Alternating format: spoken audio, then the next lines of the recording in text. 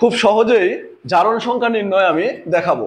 জারণ সংখ্যা আমাদের কিন্তু একটা না একটা আমাদের আসবেই। অনেকের জন্য এটা কঠিন মনে হতে পারে, কিন্তু সহজ ট্রিক্সে আমরা যে কোনো যৌগে মৌলের জারণ সংখ্যা বের করতে পারি। আর জারণ সংখ্যা কিন্তু সবসময় নেগেটিভ অথবা পজিটিভ আসবে, এটা মাথায় থাকতে হবে। যে যোজনী যেমন পূর্ণ সংখ্যা আসে, জারণ সংখ্যা কিন্তু অবশ্যই নেগেটিভ বা পজিটিভ। আমরা দেখব কপার সালফেট যৌগে যদি কপারের জারণ সংখ্যা বের করতে বলে, কপারের, তাহলে তোমরা একটা জিনিস মাথায় নিয়ে নাও যে যদি কপারের জারণ সংখ্যা বের করতে হয়, তাহলে সালফেট একটা যৌগমূলক, তার যোজনী কত জানি আমরা, তার যোজনী 2 জানি, কিন্তু জারণ সংখ্যা কত জানি -2। তাহলে -2 কে ভ্যানিশ করতে কপারে লাগবে কত, +2। অর্থাৎ এই যোগে কপারের জারণ সংখ্যা হবে +2।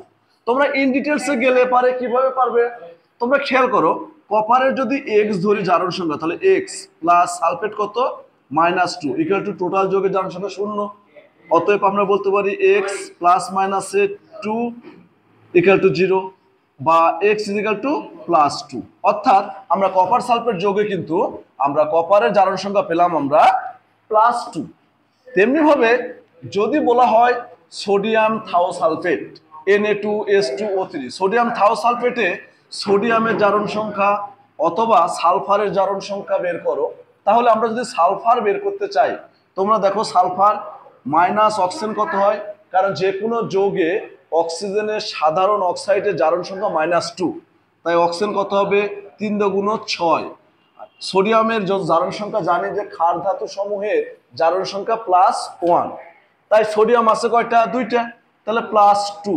তাহলে -6 থেকে +2 বাদ দিলে থাকে কত, -4। এই -4 কে ভ্যানিশ করতে লাগবে কত, +4। কিন্তু সালফার আছে কয়টা, 2টা, তাহলে 2 দ্বারা ভাগ করো, তাহলে কত হবে, 2, অর্থাৎ +2। এই যোগে যদি আমরা সংক্ষেপে এইভাবে বুঝতে সমস্যা হয়, তাহলে তোমরা ডিটেলসে করবে কার, সালফারের। তাহলে সালফারের জারণ সংখ্যা ধরবে এক্স। অতএব এক্স ধরে করলে দেখো সোডিয়ামের কত হবে, সোডিয়ামের +1 × 2 প্লাস সালফারকে এক্স ধরলাম গুণন 2 প্লাস অক্সিজেনের -2 × 3 ইকুয়াল টু 0, বা 2 + 2x মাইনাস পজিটিভে -3 × 6 ইকুয়াল টু 0, বা কি করতে পারি 2x -6 থেকে 2 বাদ দিলে 4 ইকুয়াল টু 0, বা 2x ইকুয়াল টু কি দিব, এপারের মাইনাস ওপারে গেলে +4 হবে, বা x ইকুয়াল টু কি দিবা +2, অর্থাৎ 2 দ্বারা ভাগ হয়ে গেছে। ক্লিয়ার? এই যে +2 কিন্তু আমাদের চলে আসলো।